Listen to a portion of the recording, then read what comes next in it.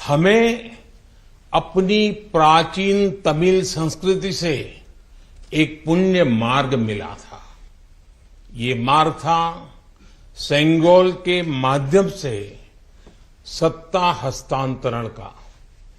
तमिल परंपरा में शासन चलाने वाले को सेंगोल दिया जाता था। सेंगोल इस बात का प्रतीक था कि उसे धारण करने वाले व्यक्ति पर देश के कल्याण की जिम्मेदारी है और वो कभी कर्तव्य के मार्ग से विचलित नहीं होगा। सत्ता हस्तांतरण के प्रतीक के तौर पर तब 1947 में 1947 में पवित्र तिरुवावड़ुतुरई आदीनम द्वारा एक विशेष सेंगोल तैयार किया गया था। आज उस दौर की तस्वीरें हमें याद दिला रही हैं कि तमिल संस्कृति और आधुनिक लोकतंत्र के रूप में भारत की नियति के बीच कितना भावुक और आत्मीय संबंध रहा है। आज उन गहरे संबंधों की गाथा इतिहास के दबे हुए पन्नों से बाहर निकलकर एक बार फिर जीवंत हो उठी है। इससे उस समय की घटनाओं को समझने का सही दृष्टिकोण भी मिलता है और इसके साथ ही हमें ये भी पता चलता है कि सत्ता के हस्तांतरण के इस सबसे बड़े प्रतीक के साथ क्या किया गया। मेरे देशवासियों, आज मैं राजा जी और विभिन्न आदीनम की दूरदर्शिता को भी विशेष तौर पर नमन करूंगा। आदीनम के एक सेंगोल ने भारत को सैकड़ों वर्षों की गुलामी के हर प्रतीक से मुक्ति दिलाने की शुरुआत कर दी थी। जब भारत की आजादी का प्रथम पल आया, आजादी का प्रथम पल, वो क्षण आया, तो ये सेंगोल ही था जिसने गुलामी से पहले वाले कालखंड और स्वतंत्र भारत के उस पहले पल को आपस में जोड़ दिया था। इसलिए इस पवित्र सेंगोल का महत्व सिर्फ इतना ही नहीं है कि ये 1947 में हस्तांतरण का प्रतीक बना था। इस सेंगोल का महत्व इसलिए भी है क्योंकि इसने गुलामी के पहले वाले गौरवशाली भारत से, उसकी परंपराओं से स्वतंत्र भारत के भविष्य को कनेक्ट कर दिया था। अच्छा होता कि आजादी के बाद इस पूज्य सेंगोल को पर्याप्त मान सम्मान दिया जाता, इसे गौरवमय स्थान दिया जाता। लेकिन ये सेंगोल प्रयागराज में आनंद भवन में वॉकिंग स्टिक यानी पैदल चलने पर सहारा देने वाली छड़ी कहकर प्रदर्शनी के लिए रख दिया गया था। आपका ये सेवक और हमारी सरकार अब उस सेंगोल को आनंद भवन से निकाल कर लाई है। आज आजादी के उस प्रथम पल को नए संसद भवन में सेंगोल की स्थापना के समय हमें फिर से पुनर्जीवित करने का मौका मिला है। लोकतंत्र के मंदिर में आज सेंगोल को उसका उचित स्थान मिल रहा है। मुझे खुशी है कि अब भारत की महान परंपरा के प्रतीक उसी सेंगोल को नए संसद भवन में स्थापित किया जाएगा। ये सेंगोल इस बात की याद दिलाता रहेगा कि हमें कर्तव्य पथ पर चलना है, जनता जनार्दन के प्रति जवाबदेह बने रहना है। पूज्य संतगण, आदिनम की महान प्रेरक परंपरा साक्षात सात्विक ऊर्जा का प्रतीक है। आप सभी संत शैव परंपरा के अनुयायी हैं। आपके दर्शन में जो एक भारत श्रेष्ठ भारत की भावना है, वो स्वयं भारत की एकता और अखंडता का प्रतिबिंब है। आपके कई आदिनम के नामों में ही इसकी झलक मिल जाती है। आपके कुछ आदिनम के नाम में कैलाश का उल्लेख है। ये पवित्र पर्वत तमिलनाडु से बहुत दूर हिमालय में है, फिर भी ये आपके हृदय के करीब है।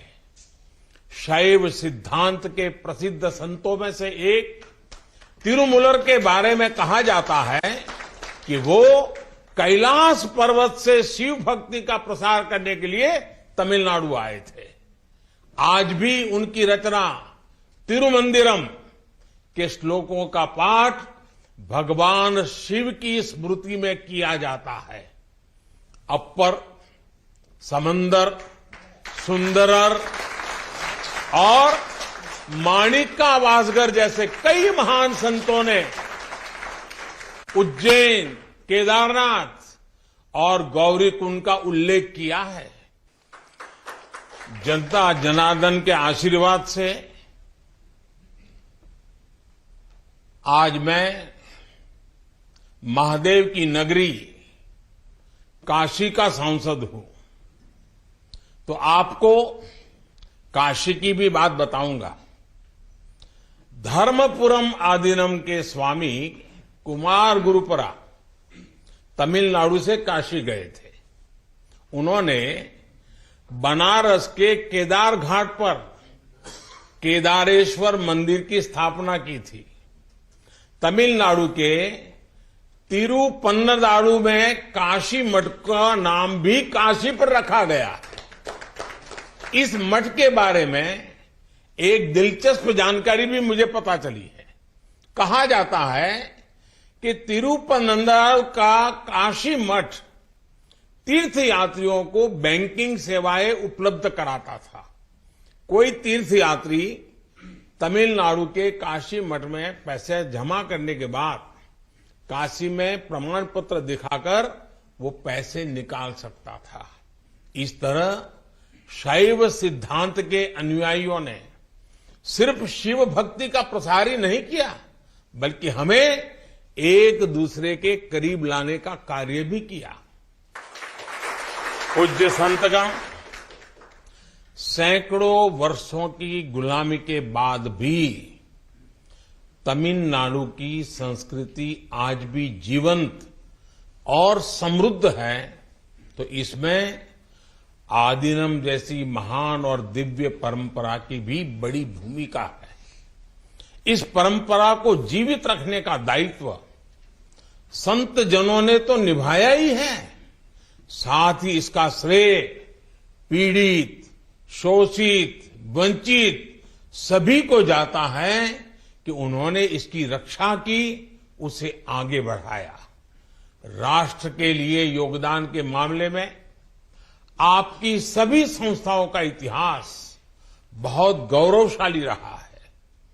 अब उस अतीत को आगे बढ़ाने, उससे प्रेरित होने और आने वाली पीढ़ियों के लिए काम करने का समय है।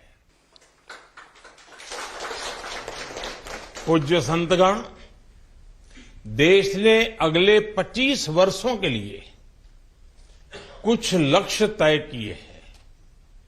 हमारा लक्ष्य है कि आजादी के 100 साल पूरे होने तक एक मजबूत, आत्मनिर्भर और समावेशी विकसित भारत का निर्माण हो। 1947 में 1947 में आपकी महत्वपूर्ण भूमिका से कोटि कोटि देशवासी पुनः परिचित हुए हैं। आज जब देश 2047 के बड़े लक्ष्यों को लेकर आगे बढ़ रहा है, तब आपकी भूमिका और महत्वपूर्ण हो गई है। आपकी संस्थाओं ने हमेशा सेवा के मूल्यों को साकार किया है। आपने लोगों को एक दूसरे से जोड़ने का, उनमें समानता का भाव पैदा करने का बड़ा उदाहरण पेश किया है। भारत जितना एकजुट होगा उतना ही मजबूत होगा।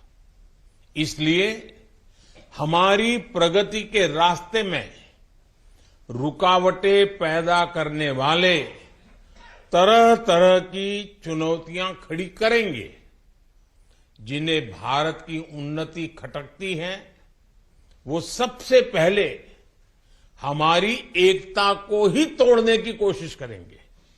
लेकिन मुझे विश्वास है कि देश को आपकी संस्थाओं से आध्यात्मिकता और सामाजिकता की जो शक्ति मिल रही है, उससे हम हर चुनौती का सामना कर लेंगे। मैं फिर एक बार, आप मेरे यहां पधारे, आप सबने आशीर्वाद दिए, ये मेरा सौभाग्य है। मैं फिर एक बार आप सबका हृदय से आभार व्यक्त करता हूं, आप सबको प्रणाम करता हूं। नए संसद भवन के लोकार्पण के अवसर पर आप सब यहां आए और हमें आशीर्वाद दिया, इससे बड़ा सौभाग्य कोई हो नहीं सकता है। और इसलिए मैं जितना धन्यवाद करूं उतना कम है। फिर एक बार आप सबको प्रणाम करता हूं। ओम नमः शिवाय।